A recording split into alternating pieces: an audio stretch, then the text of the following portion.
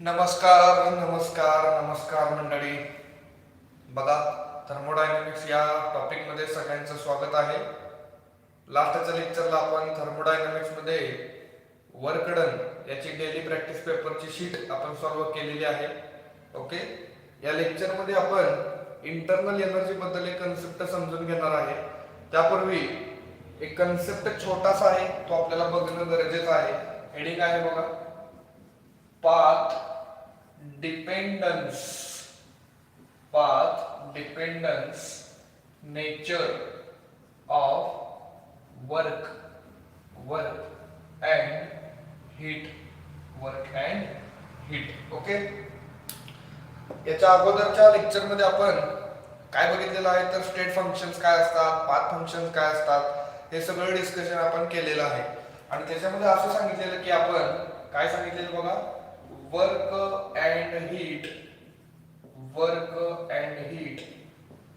R the path functions. Okay, are the path functions म्हणजे these are not state functions. आणि हे जर दोघं जर पाथ फंक्शन्स असतील तर आपण वर्क हे पाथ फंक्शन कसं आहे हे आपण फील केलेलं, समजून घेतलेलं ऍक्च्युअली की ते वर्क हे पाथ फंक्शन कसं आहे. त्याचं एक डे टू लाईफ मध्ये एक्झाम्पल मी काय दिलेलं, दिस इज युअर ग्राउंड. ओके, आणि ही ग्राउंड लेवल असेल तर आपण एक डोंगर ड्रॉ केलेला. हा एक डोंगर आहे, जसं की मी तुम्हाला सांगितलेलं माउंट एव्हरेस्टचं एक्झाम्पल दिलेलं. ओके, आणि हा एक आहे पर्सन 1 आणि इथं एक आहे हा पर्सन 2. हा जो पर्सन आहे तो पर्सन म्हणजे सिस्टीम असेल आणि ही सिस्टीम 1 तर ही सिस्टीम 2. आता हा जो पहिला पर्सन आहे तो या माउंट एव्हरेस्ट वरती कसा जाणार आहे तर तो असा जाणार आहे. बघा कसा चाललाय माउंट एव्हरेस्ट वरती. ओके, म्हणजे फिरत फिरत फिरत चालला तो इथं आला, म्हणजे सिस्टीम 1 इथं आलेली आहे. बरोबर, म्हणजे हा जो सिस्टीम आहे या सिस्टीमनं जो काय पाथ वापरलेला आहे तो पाथ मी इथं ड्रॉ केलेला आहे. त्याच्यानंतर ही जी सिस्टीम आहे म्हणजे हा जो सेकंड पर्सन आहे तो या माउंट एव्हरेस्टच्या टॉपला जाणार आहे, पण तो कसा जाणार आहे बघा तर तो हेलिकॉप्टरनं जाणार आहे. ओके, हेलिकॉप्टरनं म्हणजे दोन्ही पर्सननी इथं टॉपला जाण्यासाठी जे पाथ फॉलो केलेले आहेत ते टोटली डिफरंट आहेत. मग जर पाथ डिफरंट असतील तर त्या दोघांनी जे काही वर्क केलं असेल ते सुद्धा ऑब्विसली कसं पाहिजे, डिफरंट पाहिजे. म्हणजे पहिल्या पर्सननं केलेलं वर्क हे दुसऱ्या पर्सनच्या वर्क मध्ये जास्त असायला पाहिजे, कारण पाथ थोडासा हा त्याचा लॉंगर पण आहे आणि कष्ट देणारा पण आहे. पण इथं हा जो हेलिकॉप्टरनं जाणारा जो सेकंड पर्सन आहे तो काय निवांत बसणार आहे, निवांत जाणार आहे. म्हणून आपण असं सांगितलेलं की जे वर्क असणार आहे काय असणार आहे बाळांनो, वर्क हे कशावर डिपेंड आहे तर त्या सिस्टीमनं कोणता पाथ फॉलो केलेला आहे त्याच्यावरती वर्क डिपेंड आहे. पण बाळांनो थर्मोडायनामिक्स मध्ये जेव्हा वर्कचा विषय आपण बोलतो तेव्हा थर्मोडायनामिक्स मध्ये वर्क हे पाथ फंक्शन कसं आहे याचं आपल्याला एक्सप्लेनेशन थर्मोडायनामिक्सच्या लँग्वेज मध्ये देणं गरजेचं आहे. जर तुम्हाला कोणी असं विचारलं की explain work is a path function, काय क्वेश्चन विचारलं मी इथे लिहितो question, explain work is a path function. Okay, असा जर क्वेश्चन तुम्हाला विचारला असेल तर तुम्ही पहिल्यांदा काय सांगणार तर ते आता जे माउंट एव्हरेस्टचं मी एक्झाम्पल तुम्हाला सांगितलं ते एक्झाम्पल सांगणार का, नाही बाळांनो. ते डे टू डे लाईफ मध्ये आपण समजून घेण्यासाठी मी तुम्हाला ते एक्झाम्पल सांगितलेलं. पण जेव्हा थर्मोडायनामिक्स या टॉपिक मध्ये आपण या वर्कचा स्टडी करतोय तेव्हा वर्क हे पाथ फंक्शन कसं आहे याचं आन्सर थर्मोडायनामिक्सच्या लँग्वेज मध्ये देणं गरजेचं आहे. ठीक आहे, मग वर्क बद्दल थोडीशी माहिती तुम्हाला माहित आहे. वर्क कोण आहे, work is the mode of transfer of energy transfer करण्याचा तो काय आहे, एक वे आहे. जसं की हा एक मार्कर आहे बरोबर, आणि हा मार्कर आता या लेवलला आहे. मग मार्कर या लेवलला असेल तर मी काय केलं, मार्करला पकडलं आणि ग्रॅव्हिटीच्या अगेन्स्ट या मार्करला मी वरती घेऊन गेलो. जर ग्रॅव्हिटीच्या अगेन्स्ट या मार्करला मी वरती घेऊन गेलो असेल तर या मार्करवरती मी काम करतोय बरोबर, आणि मार्करवरती मी काम केल्यामुळे मार्करची ही जी काय पोटेन्शियल एनर्जी असेल, कोणती एनर्जी, पोटेन्शियल एनर्जी, ती काय होत असणार आहे, वाढत असणार आहे की नाही. म्हणजे आपण काय केलं, जर सिस्टीमवरती काम केलं असेल तर त्या सिस्टीमची एनर्जी वाढते. बघा व्यवस्थित, सिंपल फंड आहे ना. म्हणजे एखाद्या सिस्टीम वरती जर आपण काम केलं, जसं की या मार्करला वरती घेऊन जाण्याचं काम मी केले, तर त्या सिस्टीमची पोटेन्शियल एनर्जी वाढली. ओके, म्हणजे वर्क कोण आहे रे? Work is the mode of transfer of energy. आता मी काही डायग्राम इथं ड्रॉ करणार आहे. बघा, पहिली डायग्राम कशी असेल? हा एक बीकर असेल. ओके, बीकर म्हणजे सगळ्यांना माहित आहे कंटेनर आहे, आणि या कंटेनर मध्ये आपण सिस्टीम घेणार आहे. कशी सिस्टीम घेणार आहे बघा, तर हा बीकर, हा पिस्टन सगळीकडे दाखवा फक्त. ओके, ही दुसरी डायग्राम असेल. हा, या टाईपच्या डायग्राम आपण या टॉपिक मध्ये खूपदा बघितलेल्या आहेत. हा, ओके, बघा या 3 डायग्राम मध्ये आपण काय करणार आहे, तर एक सिस्टीम कन्सिडर करूया. सिस्टीम कशी कन्सिडर करणार आहे, तर या कंटेनर मध्ये हे काही सॅम्पल ऑफ गॅस आहे, म्हणजे गॅसियस मॉलिक्युल्स आहेत. Let's say n moles of gas असतील. किती मोल्स आहेत आपल्याला काय माहित नाही. इथं पण काहीतरी मोल्स ऑफ गॅस असतील, ते मी डॉटेड न दाखवलेले आहेत. ओके, इथं पण काहीतरी गॅसेसचे मॉलिक्युल्स असतील. सेम गॅस आहे बरं का, म्हणजे पहिल्या कंटेनर मध्ये जो गॅस आपण फिल केलेला आहे तोच गॅस सेकंड आणि थर्ड कंटेनर मध्ये आपण घेणार आहे. आता जेव्हा पिस्टन इथं थांबलेला असतो, तेव्हा त्याचा अर्थ काय असतो रे? तेव्हा त्याचा अर्थ असणार आहे pressure of gas is equal to external pressure. म्हणजे जेवढा वरचा प्रेशर आहे तेवढाच खालचा प्रेशर आहे. म्हणजे गॅसेस मॉलिक्युल्स या पिस्टनला काय करणार आहेत? वरती पाठवणार आहेत, आणि हा जो ऍटमॉस्फेरिक प्रेशर असेल तो त्या पिस्टनला खाली ढकलणार आहे. म्हणजे गॅसेस काय करायला लागले? पिस्टनला वरती पाठवायला लागले आणि ऍटमॉस्फिअर खाली ढकलायला लागले. पण दोघांचा फोर्स जर इक्वल असेल, म्हणजे ड्रायव्हिंग फोर्स आणि ऑपोजिंग फोर्स जर इक्वल असेल, तर हा पिस्टन तिथंच थांबणार आहे. बरोबर. आता मी काय केलं बघा, हा जो एक्सटर्नल प्रेशर आहे, एक्सटर्नल प्रेशर तो 0 केला पहिल्या केस मध्ये बरं का. इथं म्हणूया आपण केस 1, ही तुमची केस 2 असेल. ओके, आणि ही तुमची केस 3 असणार आहे. पहिल्या केस मध्ये मी काय केलं, एक्सटर्नल प्रेशर 0 असेल, तर मग मला सांगा, जर एक्सटर्नल प्रेशर 0 असेल तर जेव्हा हा गॅस एक्सपांड होणार आहे कुणाच्या अगेन्स्ट कॉन्स्टंट एक्सटर्नल प्रेशर, तेव्हा त्या गॅसने जे काय वर्क केला असेल ते वर्क किती असणार आहे बाळांनो? 0 असेल. आपण बघितलेलं आहे, जेव्हा एक्सटर्नल प्रेशर 0 असतं तेव्हा तिथं असलेलं जे वर्क आहे ते वर्क म्हणजे व्हेरी गुड व्हॅक्यूम मधलं वर्क असणार आहे. आणि अशा ठिकाणी हा जो गॅस आहे तो जेव्हा एक्सपांड होत राहतो अगेन्स्ट कॉन्स्टंट एक्सटर्नल प्रेशर, तेव्हा त्या गॅसला एक्सपांड होण्यासाठी स्वतःच कोणतंही काम करावं लागणार नाही. कोणताही काम न करता तो गॅस ऑटोमॅटिकली काय होत जाणार आहे? एक्सपांड होत राहणार आहे. बरोबर. म्हणजे पहिल्या केसमध्ये वर्क किती आलं? 0 आलं. आता दुसऱ्या केसमध्ये जरा थोडासा पाथ आपण चेंज करूया. इथं पाथ कसा होता? External pressure 0.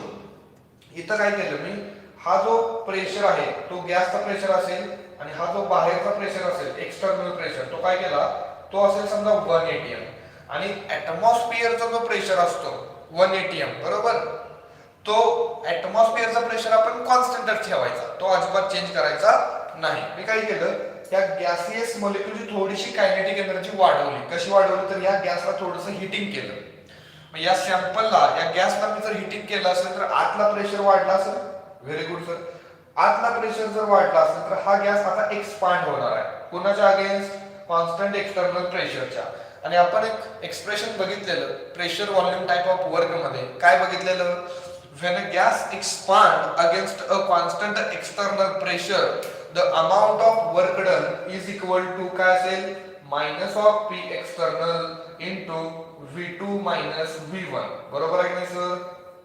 ओके, म्हणजे एक्सटर्नल प्रेशर कॉन्स्टंटच ठेवायचा आहे, आणि एक्सटर्नल प्रेशर कॉन्स्टंट असताना हा जो गॅस आहे त्या गॅसचा प्रेशर आपण इन्क्रीज करूया, की जेणेकरून तो गॅस काय होईल? एक्सपांड होईल. एक्सपांड होत असताना कुणाच्या अगेन्स्ट होणार आहे? एक्सटर्नल प्रेशरच्या. म्हणजे तिथं जे वर्क असेल ते वर्क आपण या एक्सप्रेशननं देणार आहे. बघा, मग पहिल्या केसमध्ये एक्सटर्नल प्रेशर 0 असेल तर वर्क 0 आहे. दुसऱ्या केसमध्ये एक्सटर्नल प्रेशर 1 atm जर कॉन्स्टंट असेल तर त्याच्या अगेन्स्ट सिस्टीम एक्सपांड होत असताना जे वर्क डन करणार आहे त्याचं एक्सप्रेशन इथं दाखवलेलं आहे. आता केस नंबर 3 मध्ये खूप इंटरेस्टिंग कन्सेप्ट असेल बघा. काय कन्सेप्ट आहे, इथं आपण जो गॅस प्रेशर असेल तो गॅसचा प्रेशर असेल आणि हा जो वरून प्रेशर असेल तो एक्सटर्नल प्रेशर असेल. सपोज मी तुम्हाला समजण्यासाठी एक व्हॅल्यू देणार आहे. गॅसचं प्रेशर आहे 50 आणि एक्सटर्नल प्रेशर आहे 49. आपण असल्या केसेस डिस्कस केलेले आहेत का नाही, केलेत की सर. याच्यामध्ये काय सांगू शकतोय मग, प्रेशर ऑफ गॅस इज काय असेल, इनफायनाइटेसिमली ग्रेटर दॅन एक्सटर्नल प्रेशर. बरोबर. मग अशी जी सिच्युएशन असते की ज्याच्यामध्ये गॅसचा प्रेशर हा थोडासा जास्त असतो, बघा ना, एक्सटर्नल 49 आहे, गॅसचा 50 आहे, थोडासा जास्त आहे. मग अशा केसमध्ये ही जी प्रोसेस असते ही प्रोसेस रिव्हर्सिबल प्रोसेस असणार आहे बाळांनो. कोणती प्रोसेस, रिव्हर्सिबल. आणि रिव्हर्सिबल प्रोसेस मध्ये टेम्परेचर कॉन्स्टंट, म्हणजे थोडक्यात टेम्परेचर कॉन्स्टंट आहे म्हणजे आयसोथर्मली अँड रिव्हर्सिबली कंडिशन आहे.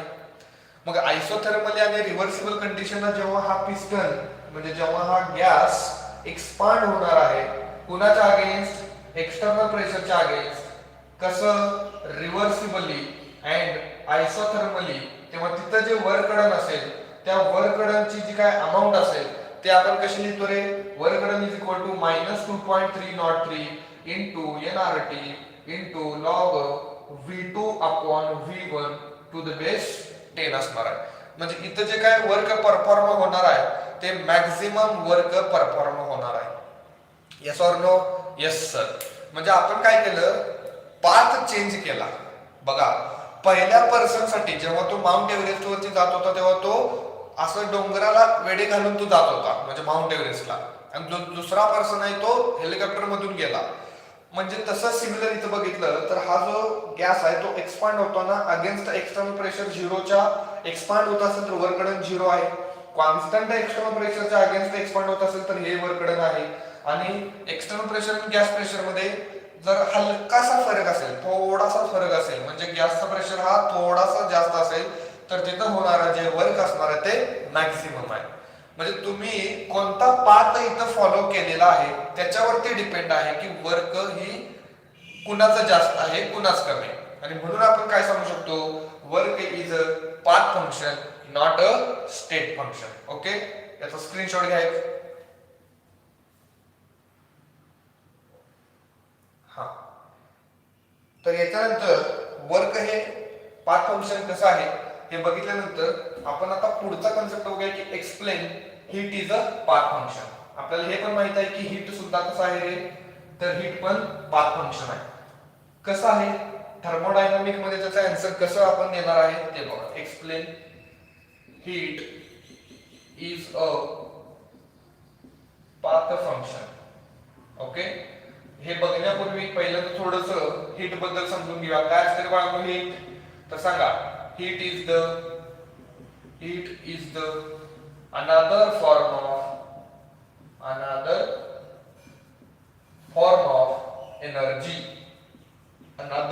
of energy. ओके, हा आहे पहिला पॉइंट. म्हणजे जसं वर्क हे एनर्जीचं एक फॉर्म आहे, similar to that way heat पण कोण असणार आहे, एक एनर्जीचं फॉर्म आहे. म्हणजे आपण चहा बनवत असताना जेव्हा गॅसवरती पाणी ठेवतो आणि त्याला आपण गॅस ऑन करून जेव्हा हीट प्रोव्हाइड करतो त्या पाण्याला, तेव्हा काय होतं, तर त्या पाण्याची एनर्जी वाढत असते. बरोबर आहे. म्हणजे ती एनर्जी कशी वाढवली, तर हीटच्या माध्यमातून आपण ती एनर्जी वाढवायला लागलो.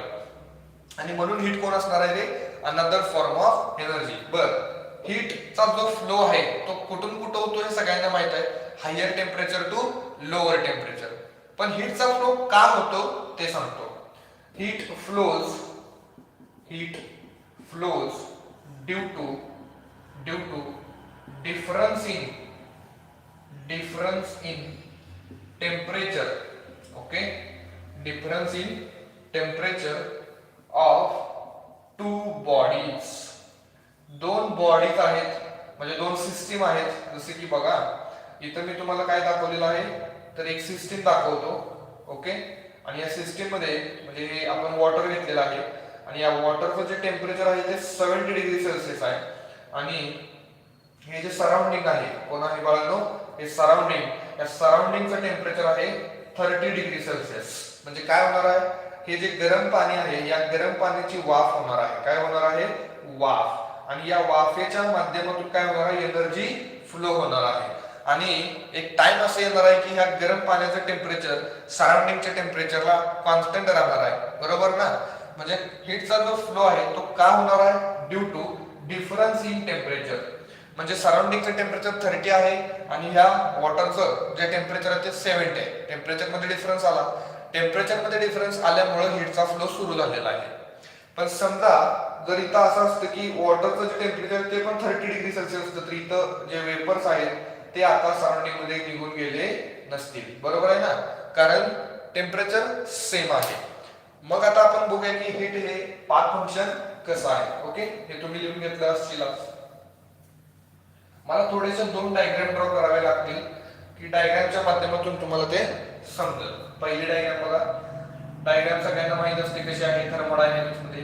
ओके, याच्यामध्ये अशी डायग्राम असणार आहे, कंटेनर आणि पिस्टन. आणि या कंटेनर मध्ये आपण एक गॅस सॅम्पल घेऊया. ओके, बघा. These are the gases molecules which are taken in the container. पिस्टनची क्वालिटी पण मी तुम्हाला सांगितलेली आहे. पिस्टन फ्रिक्शनलेस पाहिजे, मासलेस पाहिजे, मुव्हेबल पाहिजे, वेटलेस पाहिजे. बरोबर ना. हा जो गॅस आहे तो आयडियल गॅस आहे. जर मला सांगा सिस्टीमच्या स्टेट बद्दल बोलायचं असेल, जर हा एक गॅस, हा गॅस म्हणजे आपल्यासाठी कोण असणार आहे रे, तर हा गॅस म्हणजे आपल्यासाठी सिस्टीम असेल. Yes sir. मग हा गॅस जर आपल्यासाठी सिस्टीम असेल तर या सिस्टीमची जी स्टेट आहे त्या स्टेट बद्दल बोलायचं सर. स्टेट 1 काय असते रे, स्टेट ऑफ सिस्टीम. तर कोणत्याही सिस्टीमची स्टेट जर डिफाईन करायची असेल तर त्याच्यासाठी काही व्हेरिएबलची गरज असते आणि त्या व्हेरिएबलला आपण म्हणतो स्टेट व्हेरिएबल्स, जी की कोण असतात, प्रेशर, व्हॉल्यूम आणि टेम्परेचर. नंबर ऑफ मोल्स पण असतात, पण त्याला थोडंसं नंतर बघू. मग या सिस्टीमचा प्रेशर आहे P1, व्हॉल्यूम आहे V1, टेम्परेचर आहे T1.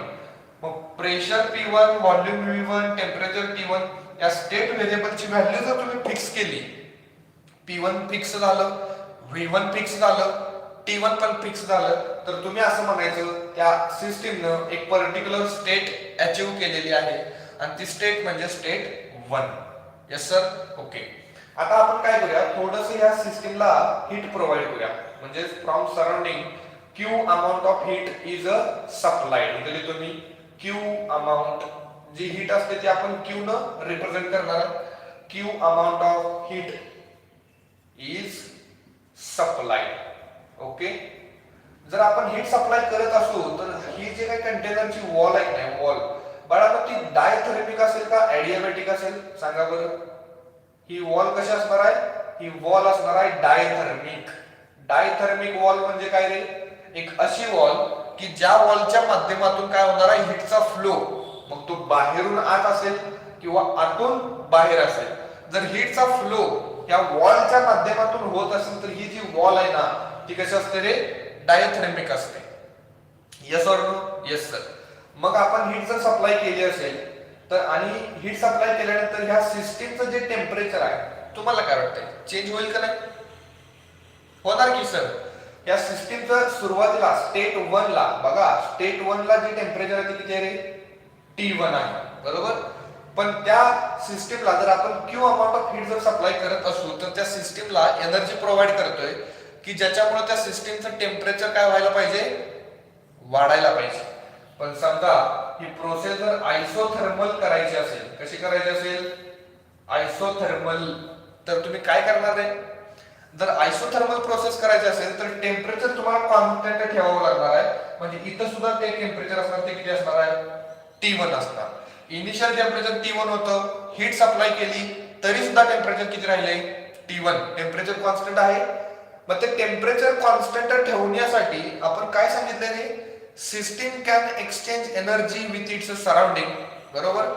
म्हणजे एखाद्या सिस्टीमला स्वतःचं टेम्परेचर जर कॉन्स्टंट ठेवायचं असेल तर ती सिस्टीम काय करते, सराउंडिंगला हीट प्रोव्हाइड करते किंवा किंवा ऐका, ती सिस्टीम काम करते किंवा काय करणार, ती सिस्टीम काम करणार.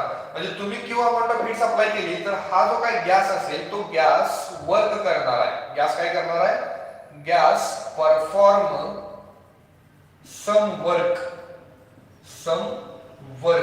म्हणजे ही जी हीट आहे ती हीट कशाच्या रूपात ट्रान्सफर केली गेली वर्कच्या रूपात ट्रान्सफर केली गेली मग ह्या गॅसनं वर्क केलं तर पिस्टन कुठे जाणार पिस्टन सर वरती जाणार पिस्टन सर इथे गेला बघा पिस्टन इथे आला आणि मग हा गॅस मॉलिक्यूल येऊन थांबला म्हणजे तुम्ही काय केलं तुम्ही Q amount of heat supply केलेल्या हीटला या गॅसनं वर्क मध्ये कन्वर्ट केलं काय म्हटलं बघा तुम्ही हीट सप्लाय केलेल्या हीटला या गॅसनं वर्क मध्ये कन्वर्ट केलं मग आता त्या सिस्टीमचं टेम्परेचर वाढेल का नाही वाढणार सर का वाढणार नाही कारण सप्लाय केलेली हीट वर्कच्या रूपात कंझ्युम झाली फिनिश झाली आणि म्हणून या सिस्टीमचं टेम्परेचर T1 असणार आहे पण मला सांगा सिस्टीमचं प्रेशर आणि व्हॉल्यूम T1 V1 असेल का चेंज झाला असेल चेंज झाला असणार आहे सर किती झाला असणार आहे मग तो असणार आहे P2 V2 आणि टेम्परेचर T1 जर आयसोथर्मल असेल तर मग मला सांगा जर आपण आयसोथर्मल हा पाथ फॉलो केला असेल कोणता पाथ फॉलो केला असेल आयसोथर्मल पाथ फॉलो केला असेल तर या सिस्टीम मध्ये आपण हीट सप्लाय करू शकतो की ज्याच्या माध्यमातून ती हीट वर्कच्या रूपात काय होणार आहे कंझ्युम केली जाणार आहे पहिला पाथ कोणता आहे बघा आपला पाथ 1 कोणता आहे आयसोथर्मल पाथ आहे कोणता पाथ आहे आयसोथर्मल पाथ काय लिहिणार मग to maintain constant temperature to maintain constant temperature added heat is used to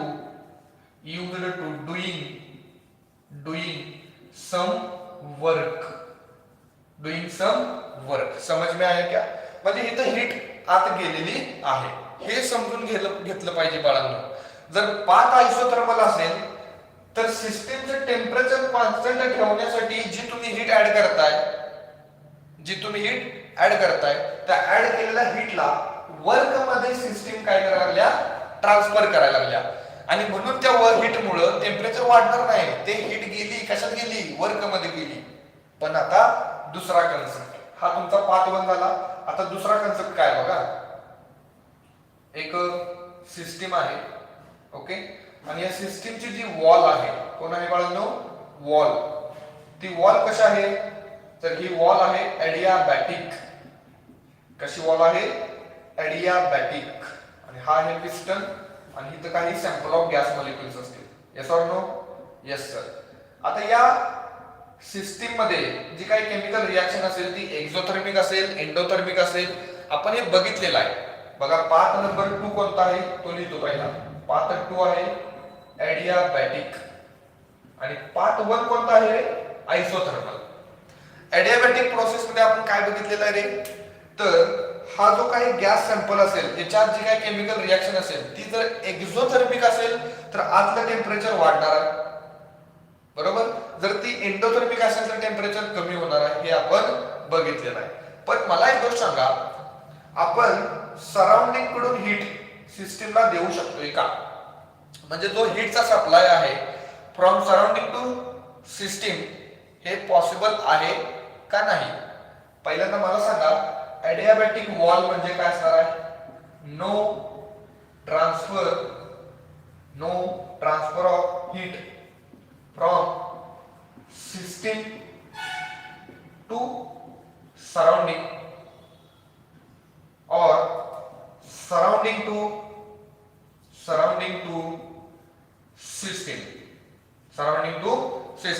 म्हणजे सराउंडिंगच्या माध्यमातून तुम्ही जर हीट प्रोव्हाइड करत असतील हीट आत देत असतील जशी तुम्ही इथं दिली ही वॉल कशी होती रे ही वॉल तुमची डायथर्मिक होती आणि म्हणून तुम्ही जी हीट सप्लाय करत होता ती आत सिस्टीमला भेटत होती पण इथं जी तुम्ही हीट प्रोव्हाइड करायला लागलाय ती सिस्टीमला हीट भेटणार नाही का भेटणार नाही कारण वॉल कशी आहे एडियाबॅटिक म्हणजे नो ट्रान्सफर ऑफ हीट बर सिस्टीम मधून सराउंडिंग मध्ये हीट येऊ शकते का म्हणजे आत जी हीट जनरेट होणार आहे ती जनरेट झालेली हीट बाहेर येईल का अजिबात येणार नाही सर कारण तुमची वॉल कशी आहे एडियाबॅटिक वॉल आणि एडियाबॅटिक वॉल म्हणजे काय असतं नो ट्रान्सफर ऑफ हीट मग इथं जी काही क्यू असेल ती इक्वल टू किती असणार आहे 0 क्यू इक्वल टू 0 म्हणजे काय माहिती आहे का आत जनरेट झालेली हीट मी सांगत नाही, बाहेरून सिस्टीमला जी आपण हीट पाठवलेली आहे ती हीट किती असणार आहे, 0 असणार आहे.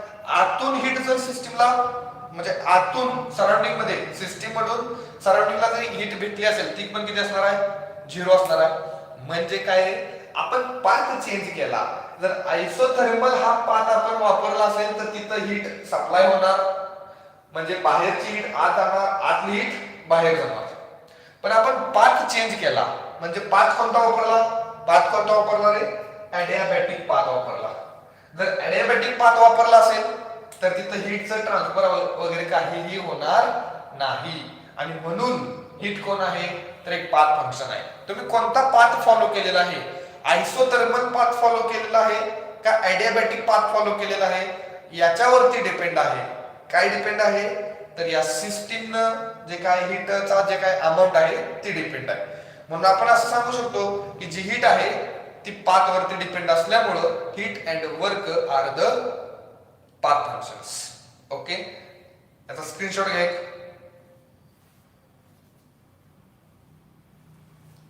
ओके, बघा मग या लेक्चर मध्ये आपण पाथ डिपेंडन्स नेचर बघितलं हीट्स आणि वर्कचं. नेक्स्ट लेक्चर मध्ये आपण इंटरनल एनर्जी बद्दल डिस्कशन करणार आहे. तोपर्यंत जय हिंद, जय महाराष्ट्र. Thank you students.